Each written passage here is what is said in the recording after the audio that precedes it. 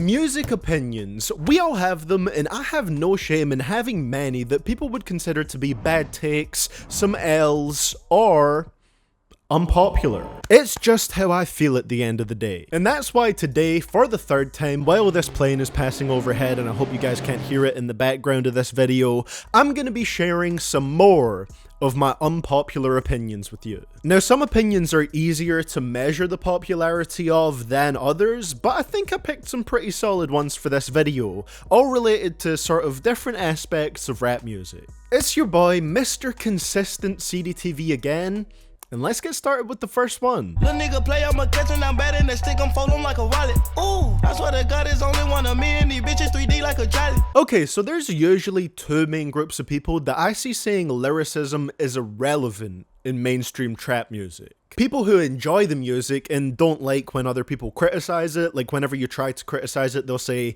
"Oh, it's just trap music, the lyrics don't really matter, why are you even speaking about them?" And on the other end, you have the opposite group who discredit this type of music as mumble rap and say that there's absolutely nothing interesting lyrically within these songs. For example, when I used to have that segment in my Worst Rappers in the Game series where I would rate a rapper's lyrics, there was always quite a few people in the comments that would say I should take that segment out because lyrics don't matter in mainstream trap music. And I don't agree with that. Lyrics are still an essential part of any type of rap music, but how that lyricism is expressed is different with different subgenres. What a rapper says, how they word the things they say, and the themes that they commonly rap about are all expressed within their lyrics, and that's what gives these rappers personality and character. Every rapper, to an extent, is their lyrics. And to clarify a bit more what I'm going for here, I think when a rapper really doesn't care about their lyrics,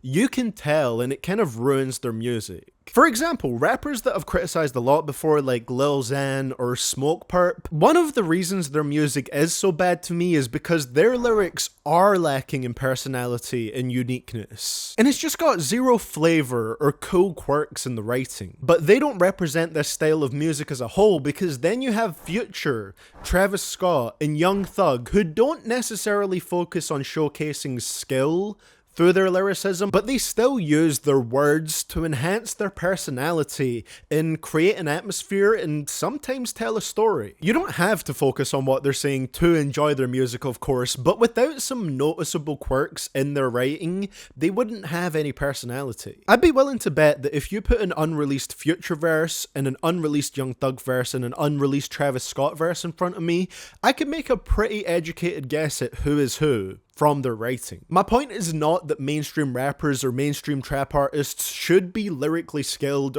or should be dropping verses with Lupe Fiasco levels of technicality. It's that I think the things they say are still relevant and important, whether it's something you consciously focus on or not. You can still have a relevant discussion about lyrics when you're talking about music that people would consider to be more lyrically basic. I had to smell a shower with my jeans on, and I had my pistol in my pocket. I should probably be pretty quick with this one because I've talked about Future a lot in my videos lately, and my viewers that don't care about his music at all are probably so over it at this point. But to talk about the opinion that I have, if you've watched my discography ranked video on Future, then you'll know that I don't even think DS2 is his best album.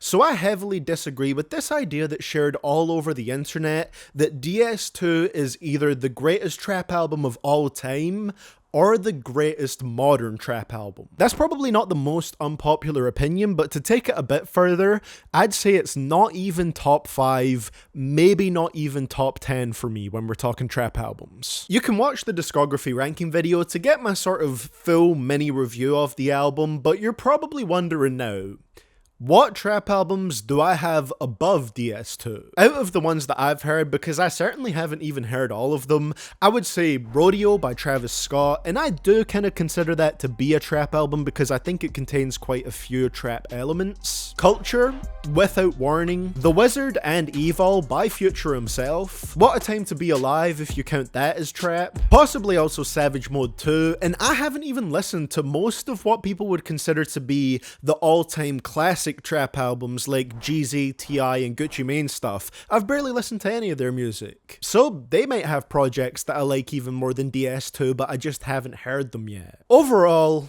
I think DS2 is a good album, but I also think it's overrated and far from the best trap album ever. Should've wrote them down in pen, and maybe they'll come to life.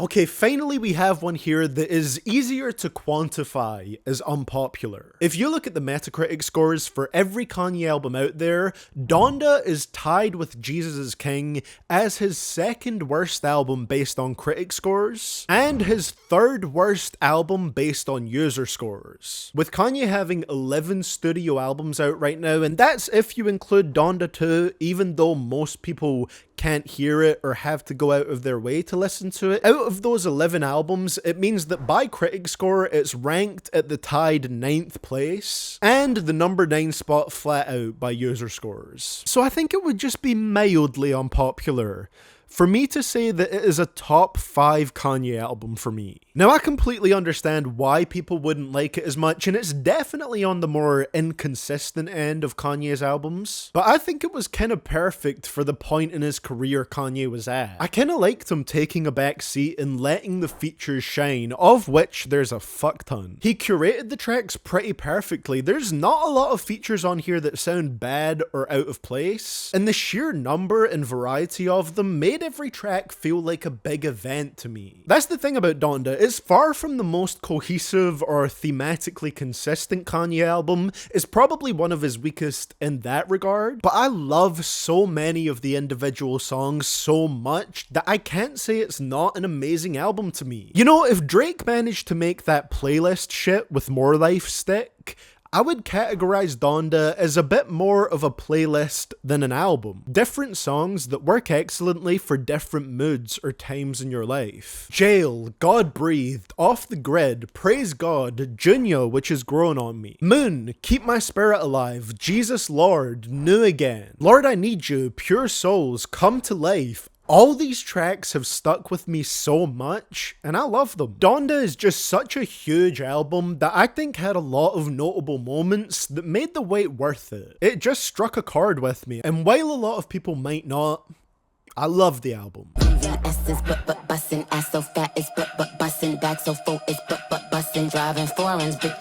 Look, one day I'm gonna express some more of my positive Nicki Minaj opinions in one of my videos. I don't think she's a bad rapper at all, I just think she's made a lot of weak singles, and in 2022 she's dropping some really weak singles. Some of her worst yet, in my opinion. Let's start with Do We Have a Problem, because that's easily the most popular single she's dropped this year. It went gold. It hit number 2 on the charts in the US, and it is nominated for Best Hip Hop at the 2022 VMAs.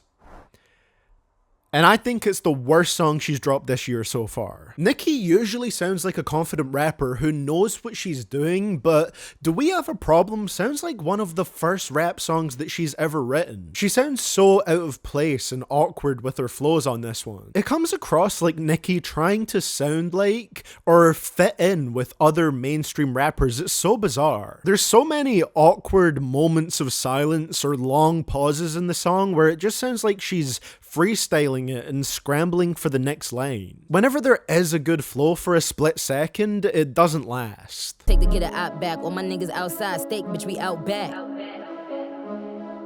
I don't want to talk about that song too much though, because it's probably qualifying for a certain end of year list of mine. We Go Up does sound more confident at least, but the beat is the best part of the song, and Nicki still kind of sounds like she's phoning it in a bit for the sake of having a drill song. I think it would have been a lot cooler to hear 5EO adapting to Nicki's sound rather than the other way around. And then Bussin'.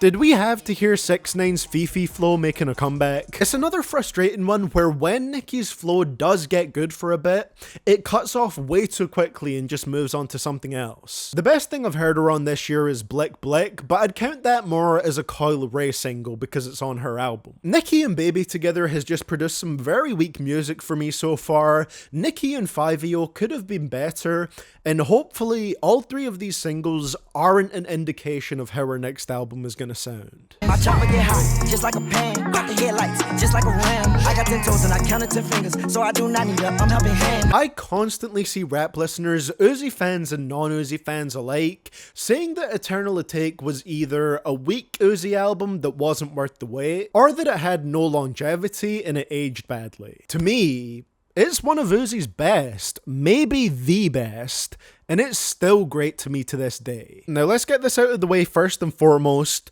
Pop is still pure dog ass, and You Better Move never needed to see the light of day, but the rest of the album is a great vibe to me. Baby Pluto is still one of the best Uzi tracks that I've ever heard. I love its delayed beat drop and the way that Uzi flows over it. It's still somehow not gotten old for me. I love that middle section with I'm Sorry, Bigger Than Life, Celebration Station, Chrome Heart Tags, and Bust Me. The choir background vocals are so perfect on a couple of those songs. P2 is a pretty solid sequel to EXO Tour Life, and even the bonus tracks on EA are super entertaining to me. Futsal Shuffle 2020 may not quite have started the dance trend that it wanted to, but the song itself is pretty fun, and that way just always makes me smile with Uzi's interpolation of I Want It That Way by the Backstreet Boys. How can you hate that? It's just an album that makes me feel really good when I listen to it.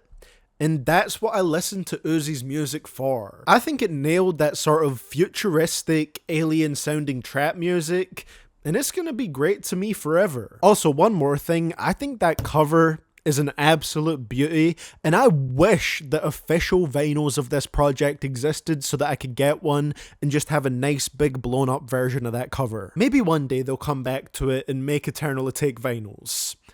I'm holding out hope. But anyway, that is it for this video. What do you guys think about these opinions of mine, and how many out of the 5 that I shared in this video do you agree with? Also, while you're down there in the comments, share some of your own unpopular opinions so that you can also get told that you have L takes. Click right here on the screen to check out the first video that I did like this, and much love to all my Patreon supporters for doing that supporting thing. With a special shout out to my biggest supporters, and those are Agir, Big Daddy Foe, Griffin Upchurch, I Am Regent, Ronan Maverick, and Ryan Shadow 507. You probably have those names memorized by now.